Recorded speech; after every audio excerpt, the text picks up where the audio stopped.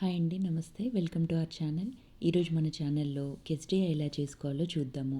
Evening స్నాక్గా అయినా లేదా gatherings అప్పుడు కానీ, ఇంటికి ఎవరైనా గెస్ట్ వచ్చినప్పుడు కానీ స్పెషల్ ఐటెంగా చేసుకోవడానికి చాలా ఈజీగా టేస్టీగా ఉంటుందండి. పిల్లలు కూడా ఎంతో ఇష్టంగా తింటారు. ఒకసారి తప్పకుండా ట్రై చేసి మీకు ఎలా కుదిరిందో కమెంట్స్లో చెప్పండి.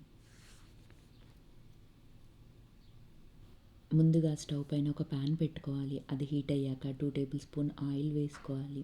ఆయిల్ హీట్ అయ్యాక నేను వీడియోలో చూపిస్తున్న సైజులో బోన్లెస్ చికెన్ని చిన్న ముక్కలుగా కట్ చేసి వేసుకోవాలి. నేను ఇక్కడ 1 కప్పు బోన్లెస్ చికెన్ తీసుకున్నానండి. చికెన్ కడిగేటప్పుడు ఉప్పు, పసుపు వేసి కడిగాను.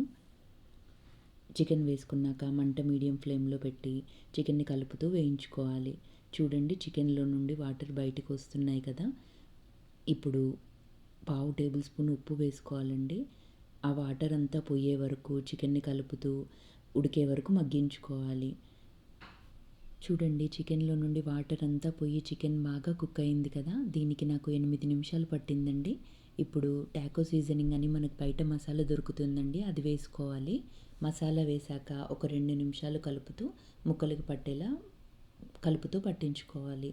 ఇప్పుడు చిన్న ముక్కలుగా కట్ చేసి పెట్టుకున్న క్యాప్సికమ్ హాఫ్ కప్పు వేసుకొని మసాలా అంతా పట్టే వరకు కలుపుతూ ఒక 2 నిమిషాలు వేయించుకోవాలి. క్యాప్సికమ్ ముక్కల్ని మంచిగా కలుపుకున్న తర్వాత పావు కప్పు కార్న్ వేసుకొని ఒకసారి కలుపుకొని మూత పెట్టి ఒక 3 నిమిషాలు లో ఫ్లేమ్లో మగ్గించుకోవాలి. 3 నిమిషాల తర్వాత మూత తీసి చూస్తే మసాలా అంతా అన్నింటికి మంచిగా పట్టి ఉంటుందండి.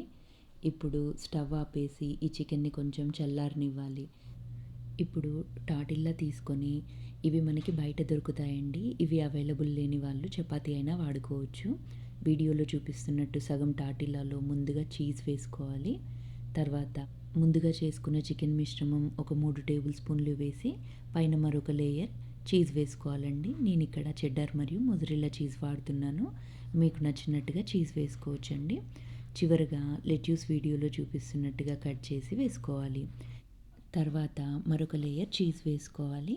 చీజ్ ఎక్కువగా ఇష్టపడే వాళ్ళు ఇంకాస్త చీజ్ వేసుకోవచ్చండి. ఇప్పుడు విడిగా ఉన్న సగం టాటిల్లా ఉంది కదండి, అది వీడియోలో చూపిస్తున్నట్టు ఫోల్డ్ చేసి పక్కన పెట్టుకోవాలి. ఇప్పుడు స్టవ్ పైన ప్యాన్ పెట్టుకొని వేడయ్యాక ముందుగా మనం రెడీ చేసి పెట్టుకున్న టాటిల్లా ఉంది కదండి, లోపల స్టఫింగ్ బయటికి రాకుండా జాగ్రత్తగా ప్యాన్లో వేసి మంటలో ఫ్లేమ్లో పెట్టుకొని గరిటెతో ప్రెస్ చేస్తూ ఒక 3 నిమిషాలు కాల్చుకోవాలి. ఒకవైపు కాల్చుకున్న తర్వాత ఇప్పుడు జాగ్రత్తగా తిప్పుకొని మరొక వైపు అదేవిధంగా కాల్చుకోవాలి. మరీ ఎక్కువసేపు కాల్చుకోవాల్సిన అవసరం లేదండి. ఒక 3 నిమిషాలు లో ఫ్లేమ్లో కొద్దిగా ప్రెస్ చేస్తూ కాల్చుకుంటే సరిపోతుంది. ఇలా మిగతావన్నీ చేసి కాల్చుకోవడమే. కాల్చుకున్న తర్వాత మనకి నచ్చిన షేప్లో కట్ చేసుకోవాలండి. నేను వీడియోలో చూపిస్తున్నట్టు కట్ చేశాను. దీనిని హాట్ సాస్తో కానీ అవకాడో డిప్పింగ్తో కానీ సర్వ్ చేసుకుంటే చాలా బాగుంటుందండి. అవకాడో డిప్పింగ్ ఎలా చేయాలో మన ఛానల్లో ఉంది, ఒకసారి చెక్ చేయండి.